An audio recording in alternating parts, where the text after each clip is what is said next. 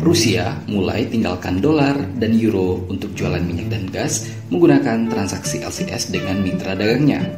Dan tahukah kalian bahwa ternyata Indonesia dalam beberapa tahun terakhir ini juga sudah mulai menerapkan mekanisme LCS ini untuk transaksi dagang dengan sejumlah mitra utama Indonesia. Terdapat 4 negara yang sudah menyepakati menggunakan mekanisme LCS dengan Indonesia.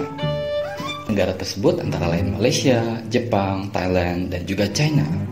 Lalu, apa itu LCS dan bagaimana sebenarnya mekanismenya? Serta apa saja untungnya bagi Indonesia?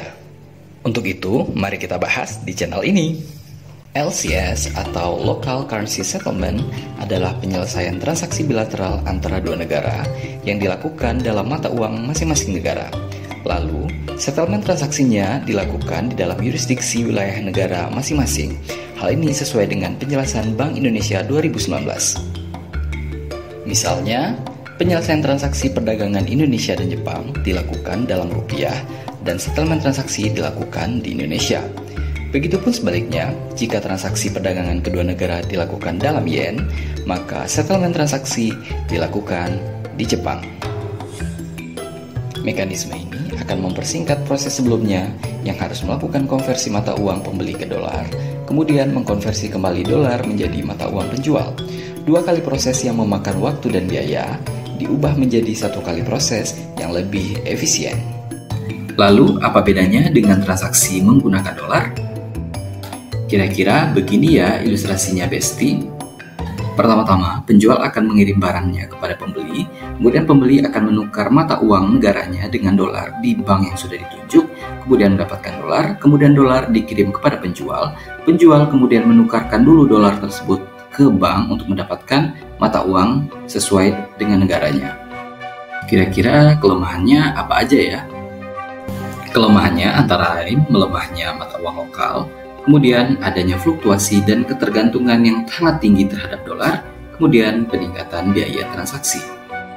Karena adanya kelemahan-kelemahan tersebut, maka pada tahun 2018, Indonesia mengusulkan adanya pembayaran dengan skema LCS untuk transaksi internasional dengan beberapa mitra utama.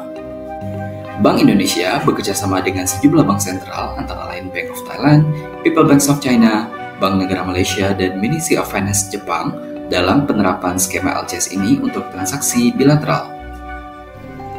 Bank Sentral Indonesia maupun Bank Sentral Negara Mitra akan menunjuk Appointed Cross Currency Dealer Bank atau ACCD yang merupakan bank umum yang ditunjuk untuk melayani transaksi LCS baik di Indonesia maupun di negara mitra.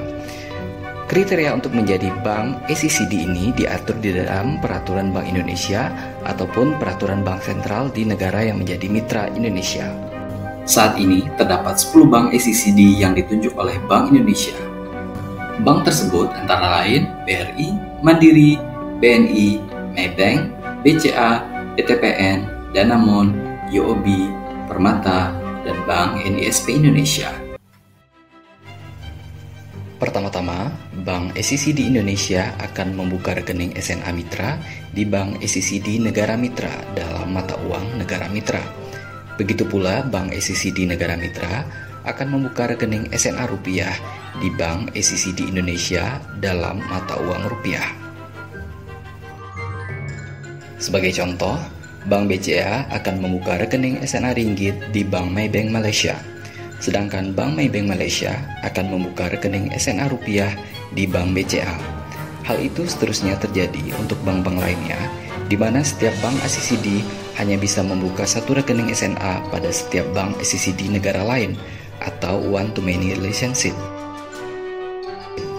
Saldo agregat setiap akhir hari untuk seluruh rekening SNA Mitra yang dimiliki sebuah bank adalah maksimal sebesar 400 miliar rupiah.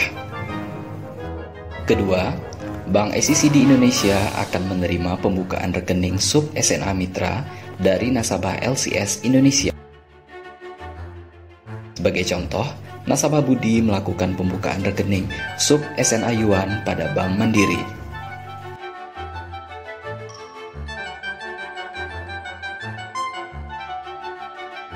Ketiga, nasabah LCS dapat melakukan pembelian mata uang asing untuk penyelesaian transaksi pada Bank ACCD Indonesia dan hal ini akan menambah saldo rekening sub SNA nasabah. Sebagai contoh, nasabah Budi melakukan pembelian yen pada Bank BNI. Nilai yen yang dibeli akan terakumulasi pada rekening sub SNA yen milik Budi. Keempat, nasabah LCS menyelesaikan pembayaran transaksi LCS melalui bank ACCD pilihan nasabah. Selanjutnya, dana dari rekening sub SNA mitra milik nasabah akan berkurang dan ditransfer ke rekening sub SNA milik mitra dagang nasabah di negara lain. Nah, dari penjelasan tadi, kira-kira kalian tertarik gak melakukan transaksi LCS? Atau kalian masih bingung? Langsung tulis di kolom komentar ya Besti.